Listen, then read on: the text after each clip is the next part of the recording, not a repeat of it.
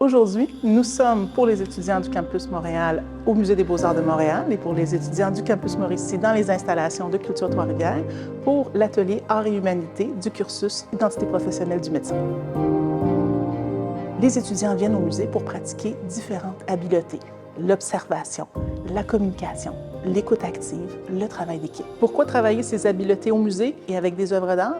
Parce que l'opportunité de se retirer d'un contexte purement médical, du stress de la performance, nous permet de se concentrer sur l'exercice d'observer, sans jugement, un objet qui, par définition, comporte de la complexité et de la nuance, c'est le propre de l'art. Depuis 25 ans, le musée a été un vrai chef de file dans la recherche sur différents publics, sur l'impact de la médiation par l'art sur des publics très variés. Ce projet, avec la Faculté de médecine de l'Université de Montréal, montre à quel point le musée peut être un lieu d'apprentissage. Les ateliers ont lieu dans différentes galeries du musée, où le groupe de 10 étudiants est accompagné par un médecin coach et un médiateur muséal. La méthodologie utilisée implique notamment une technique connue sous le nom de Visual Thinking Strategies, une méthodologie développée pour faire avancer un apprenant dans ses compétences de littératie visuelle. La littératie visuelle, c'est la capacité d'extraire un maximum de sens de ce qu'on observe.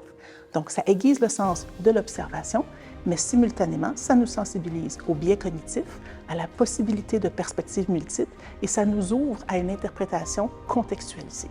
Une habileté très transposable à notre contexte clinique. Une activité de Visual Thinking Strategy amène le groupe à se poser devant une œuvre, à l'observer. Et le rôle du médiateur, c'est de guider son regard et d'entendre ce qu'il voit. On va les inviter à formuler des observations, des hypothèses, à appuyer leur hypothèse avec ce qu'ils voient.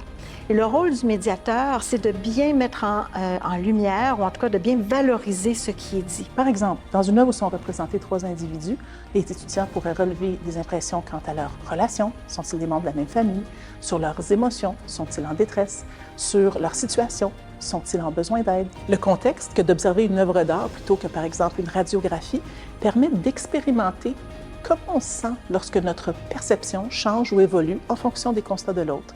Ça positionne l'apprenant dans une situation d'ouverture à l'interprétation variée. On a 47 000 œuvres au musée. On a un grand répertoire pour travailler.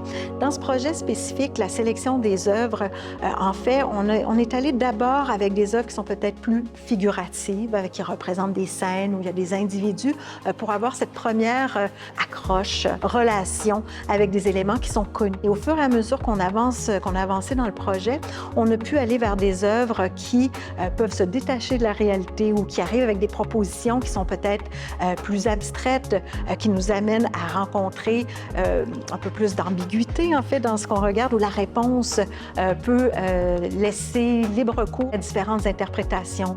L'art et les musées peuvent paraître loin de la formation médicale, mais en fait, ce qui les unit, c'est que nous y voyons représenter toutes sortes d'expériences humaines. L'art représente le vécu humain, la maladie en fait grandement partie. Cette initiative s'inscrit dans une démarche de plus en plus présente dans les facultés de médecine qui cherche à maintenir au cœur de l'enseignement des soins l'humanisme et le besoin de reconnaître l'humanité chez l'autre.